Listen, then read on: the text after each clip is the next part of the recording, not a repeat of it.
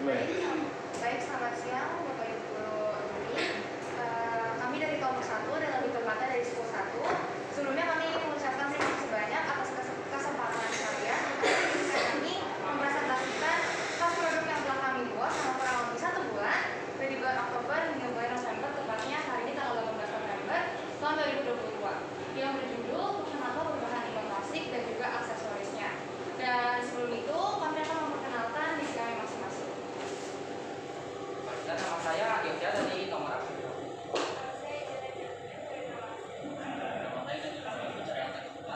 Nama saya Fania Yunus Marcel dari Aksa dan Perdagangan. Baik, jadi ini ada beberapa daftar isi yang akan membantu kami dalam membahas presentasi PowerPoint ini.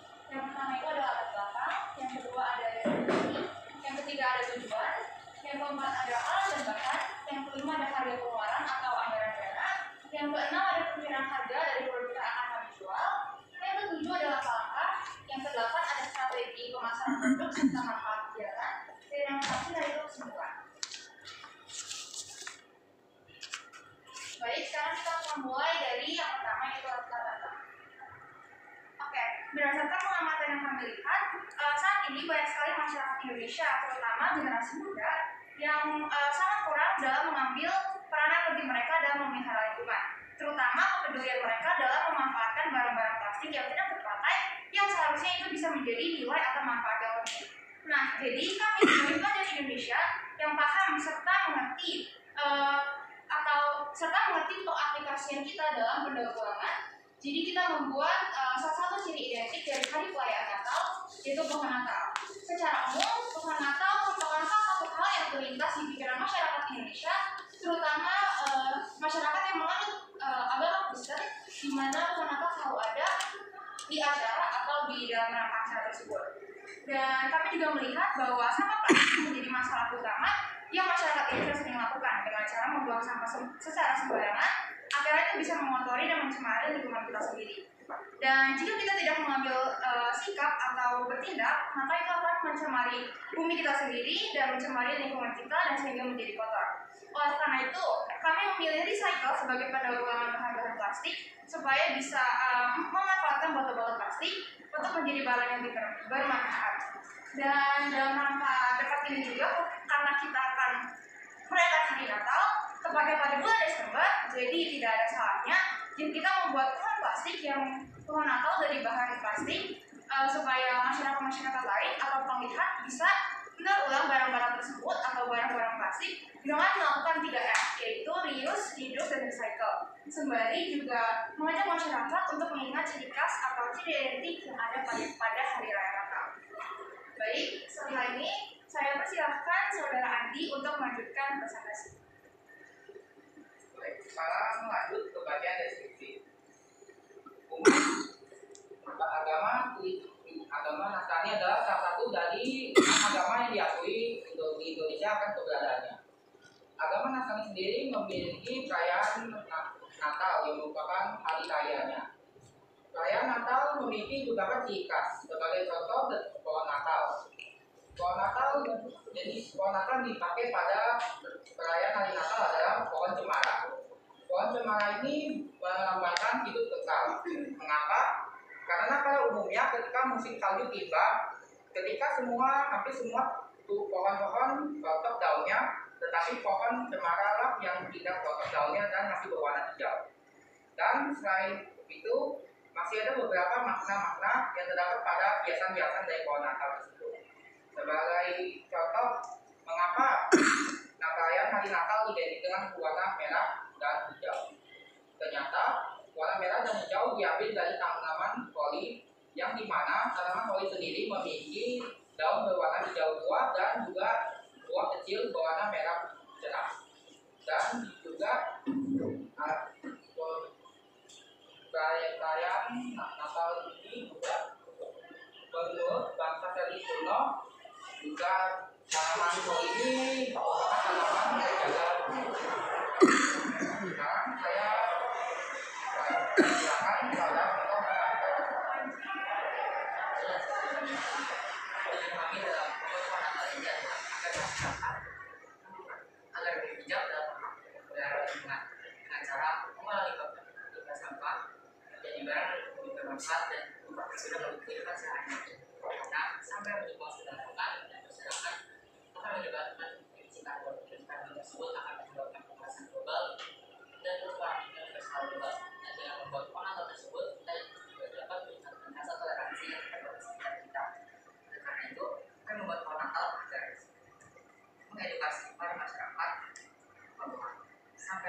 yang kembali didaur ulang dan ini jualan tinggi. Lalu saya persilakan saudara lagi. Baik, sekarang lanjut ke alat dan bahan. Alat-alat yang kami gunakan selama pembuatan pohon Natal ini pertama adalah gunting, dan tembak, dan kabel. Sedangkan untuk bahan-bahan yang kami pakai pertama itu ada plastik kertas, kemudian ada bentukan permen sebagai hiasan. Lalu kami juga membeli papan infrared berwarna putih sebagai dasar dari pohon Natal, dan kemudian kami juga membeli background sebagai hiasan salju. Lalu kami juga membeli ornamen hiasan bola Natal untuk hiasan. Lalu kami juga membeli kardus bekas dan origami metalik untuk dijadikan sebagai kabel, serta tutup botol untuk membuat bintang pada bagian atas dari pohon tersebut. Lalu kami juga menyiapkan sebuah fairy light atau lampu LED untuk cahaya pada pohon Natal. Lalu saya persilakan saudara. Saya akan beralih ke yang karena ini kami telah memakai pohon ini, yaitu adalah beberapa bekas yang dengan nama tersebut 800 gram nilai 2.300. Terus ada papan yang kapot yang dari 40.000, ampul dengan LED yang dari 6.000.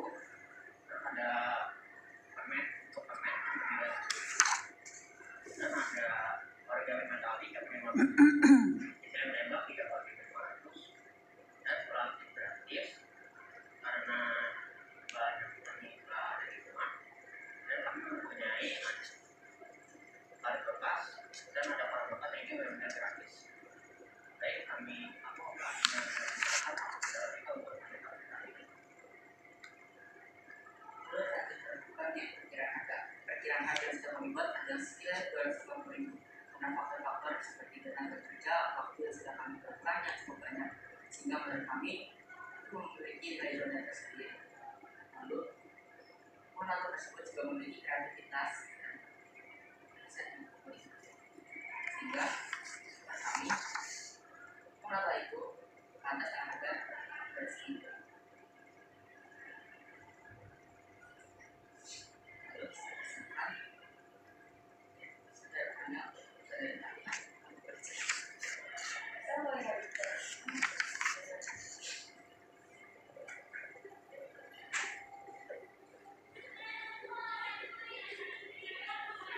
Di lampu yang mati atau enggak?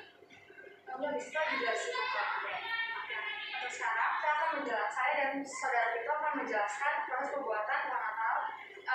Pertama dimulai dari botol-botol yang disusun hingga sekarang ini. Pertama, kami membutuhkan botol berukuran 320 ml atau yang berukuran kecil dan yang paling besar itu sekitar 600 ml. Dan untuk tahap yang pertama, kami membuat satu kumpulan botol di mana kita membuat seperti 20 atau sampai 30 kumpulan botol yang disusun dan dirapatkan sehingga berbentuk lingkaran. Lalu tahap yang kedua untuk membuat bagaimana pohon tersebut bisa naik tinggi berbentuk kerucut di pinggiran-pinggiran kumpulan botol yang telah kami buat. Kami menempelkan botol aqua besar dengan berbentuk condong ke bawah dengan ukuran atau dengan posisi yang sedikit mencondong ke dalam sehingga pada lingkaran-lingkaran berikutnya hingga sampai atas itu bisa berbentuk kerucut dan kami bisa menempelkan bintang di atasnya. Sekarang untuk proses pembuatan bintang, kami membutuhkan tutup aqua botol bekas sekitar 60 tutup botol yang akan kami satukan menjadi 30 tutup botol saja. Dengan cara setiap tutup botol kami satukan menjadi satu menggunakan lem. Lalu kami buat seperti segitiga, ini ada 6, 1, 2, 3, 4, 5, 6. Di setiap satu segitiganya itu membutuhkan 5 tutup botol yang dimana ketika di total semuanya itu kan satu tutup botol isi 2, berarti sekitar lebih dari 5. Dan kami membentuk atau menempelkan juga seperti bentuk bintang dan kami menempelkan di puncak atau di bagian kerucut pohon Natal. Selanjutnya saya persilakan saudara Vito untuk melanjutkan langkah-langkah. Lalu ada bagian dasar dari bahan sebagai pohon Natal. Pada bagian dasar kami sudah menyiapkan paku kabel, dakwa, bunga dan kado. Pertama, saya menempelkan dakwa pada bagian kabel. Lalu kado yang sudah kita buat menggunakan kardus bekas atau kertas yang sudah kami lapisi dengan menggunakan origami metalik. Lalu terdapat bunga yang sudah kami sediakan, dan pada bagian dekorasi pembuka kami sudah menempelkan kado-kado kecil yang sudah kami buat dengan menggunakan warna bekas yang sudah kami isi menggunakan origami metalik dan sudah kami taruhkan di atasnya. Dan untuk bagian-bagian ornamen kami menggunakan bunga-bunga, lalu bintang, hiasan metal, dan bungkus permen untuk memberikan warna pada kewarnaannya. Dan kami juga memberikan lampu LED untuk memberikan nuansa Natal. Dan pada bagian atas kami sudah menaruh pita agar terlihat indah dan menaruh bintang. Lalu saya persilakan saudara Hazel berbicara.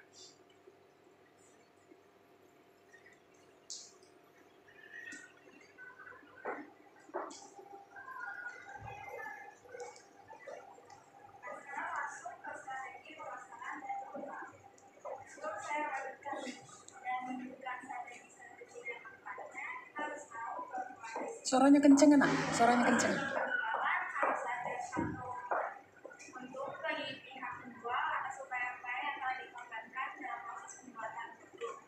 Nah, jadi kami sebagai kelompok jika dikatakan ingin menjualkan produk dasar limbah plastik ini, kita harus memiliki rencana-rencana dan taktik tertentu yang dapat memulihkan customer agar dapat meningkatkan jumlah penjualan dari kelompok kami.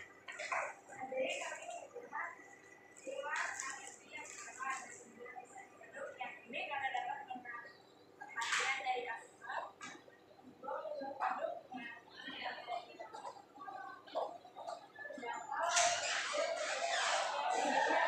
tetapi sudah menarik karena sudah memiliki nilai kekayaan yang sebelumnya tidak ada. Membuat brosur pemasaran produk yang terakhir mempromosikan produk yang online platform seperti di media sosial dan lainnya. Kita juga memiliki manfaat tambahan yang pertama membuat lebih bijaksana dalam mengolah plastik. Yang kedua, menggunakan dan menjadikan barang-barang bekas menjadi barang-barang bekas. Dan yang terakhir, lanjut menggunakan bagi kreativitas. Jadi intinya kami ingin membawa inspirasi kepada para pembaca untuk memanfaatkan barang-barang bekas dalam artian hal yang positif ya, agar pesan dan tampilannya lebih menarik berdasarkan kreativitas dan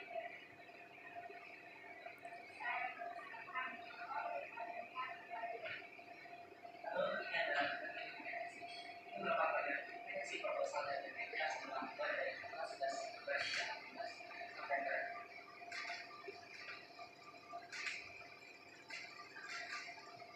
lalu ini juga ada beberapa dokumentasi proses dari produk yang kami buat dari pembuatan kami PPT dan proposal, dan yang terakhir membuat foto atau dokumentasi kami dalam membuat pembuatan produk, lebih tepatnya pembuatan produk pertama kami yaitu Natal. Selanjutnya kami akan melakukan presentasi produk, kami akan lakukan di situ kembali.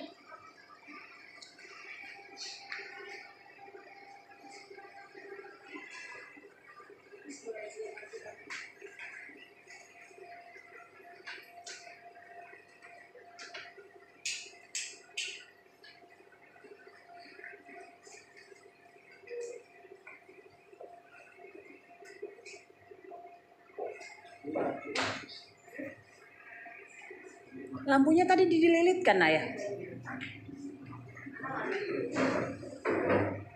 Oh kalau udah gini cakep ya. Matinya di mana? Sekarang kami akan memulai presentasi produk kami. Pertama saya akan menjelaskan tujuan dan alasan kami mengapa kami membuat pohon Natal dengan berbahan plastik atau bahan utama itu plastik. Karena kami melihat bahwa seringkali masyarakat Indonesia, terutama warga sekolah juga, yang ketika selesai menggunakan minum-minuman botol seperti ini itu langsung dibuang, sehingga banyak orang berpikir atau memiliki sudut pandang bahwa botol tersebut sudah tidak memiliki nilai gunanya lagi. Dan kami di sini bertujuan untuk mengedukasi bahwa tidak semua sampah-sampah plastik yang telah dibuang ini memiliki nilai atau manfaat yang nol. Namun itu kembali lagi ke diri kita masing-masing jika kita mau memiliki niat serta berusaha dalam mendaur ulang botol-botol plastik tersebut, itu akan memiliki nilai yang tinggi bahkan kreativitas yang menarik. Selanjutnya saya persilakan saudara Vito untuk melanjutkan presentasi. pohon Natal pada umumnya menggunakan pohon cemara atau pohon punggas. Namun umat Nasrani, pohon ini merupakan pohon yang abadi dan kekal. Karena walaupun diterjang oleh salju yang banyak, pohon ini tidak gugur atau tidak runtuh, tapi masih berkokoh. Terus saya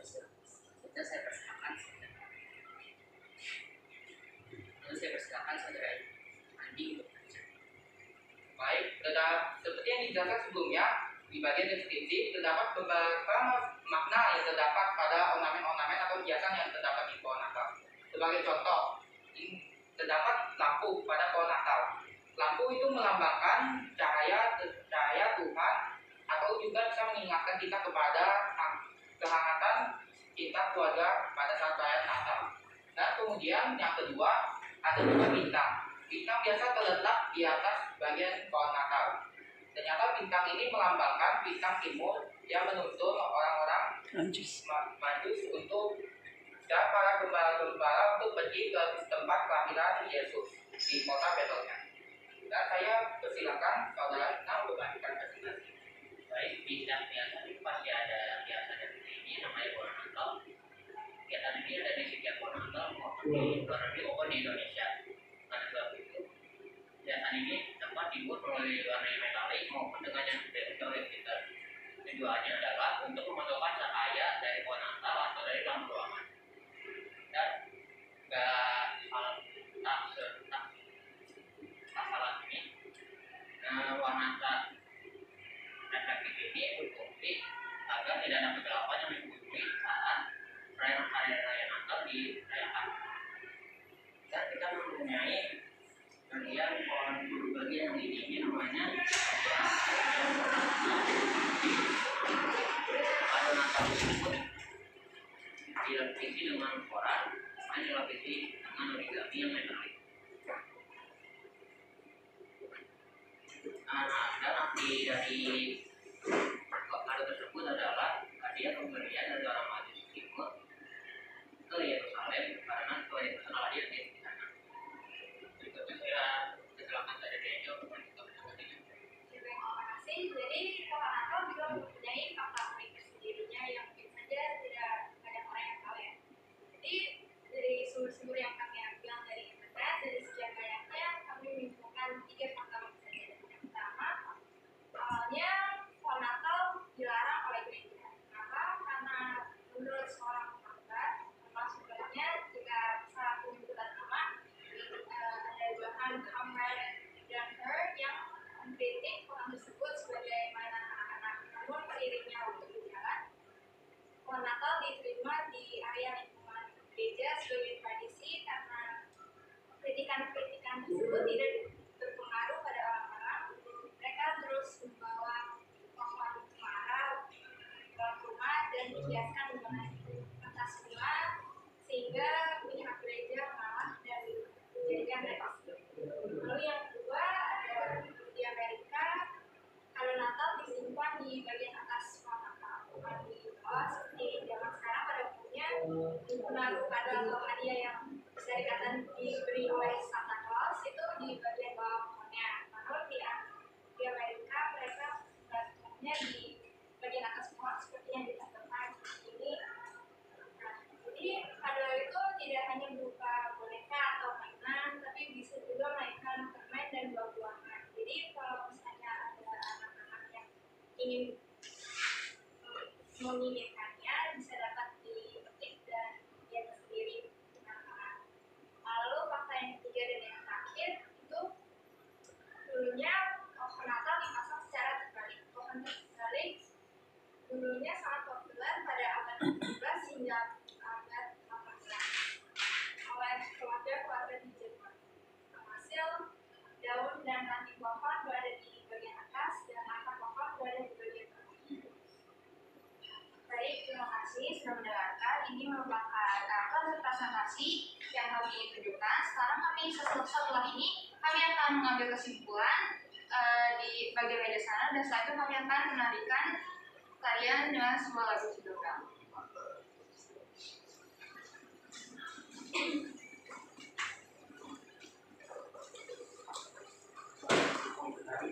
Oh ya.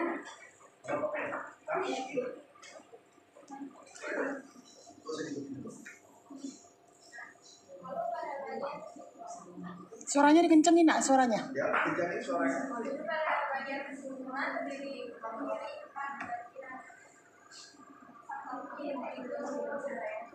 yang akan dijelaskan oleh angkatan juga satu pembahas yang akan dijelaskan atau definisi atau peluang yang akan dijelaskan angkatannya, dan yang terakhir atau ancaman yang akan dijelaskan. Jadi untuk bisa menghasilkan itu lebih dari modal yang dikeluarkan karena sudah memiliki tenaga kerja, waktu, tempat, dan lain sebagainya. Lalu kita tetap lamakan dari produsen membuat ini natal ada mana cara membuat karena seperti kualitas atau bentuknya yang mendapat dari mahal atau yang mahal sehingga bagaimana ada. Lalu yang ketiga yaitu opportunity atau peluang di mana produk kontekstual yaitu bertepatan atau seperti tadi itu bertepatan dengan hari raya Natal, lebih tepatnya pada bulan Desember, sehingga itu bisa mendukung teknik kami dalam melakukan pemasaran produk serta bisa dijadikan sebagai hiasan atau pajangan pada saat hari raya Natal. Dan yang terakhir adalah tes atau ancaman. Jika produk ini dijual bukan pada musim Natal atau perayaan Natal, maka peluang untuk menjual atau terjual produk ini menjadi kecil. Baik, terima kasih sudah mendengarkan presentasi kami. Mohon maaf jika ada satu kesalahan yang kami lontarkan. Terima kasih sudah mendengarkan. Kami mau bertanya. Tapi sebelum itu kita akan menarikkan dan kita lanjut di program. Oke, silakan.